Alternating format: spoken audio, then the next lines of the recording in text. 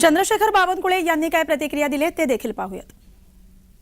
जे आहे ते आता अजित पवार गटाकडे गेले। मी अजितदादा पवारांचं अभिनंदन करतो की त्यांना निवडणूक आयोगाने राष्ट्रवादी काँग्रेस पक्ष म्हणून घडी चिन्ह दिलं आहे आणि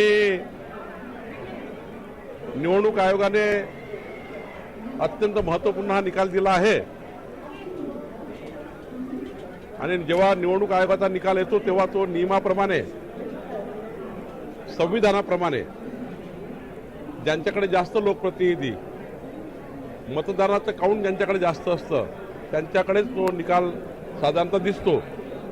मला वाटतं अजित पवारांचं मी अभिनंदन करतो। अजितदादा नक्कीच राष्ट्रवादीचे नेते म्हणून राष्ट्रवादी पक्ष म्हणून पक्ष पुढे वाढवण्याकरता त्यांना मी शुभेच्छा देतो। विरोधकांकडून टीका सातत्याने आता सुरू व्हायला लागणार का? आणखी चिन्ह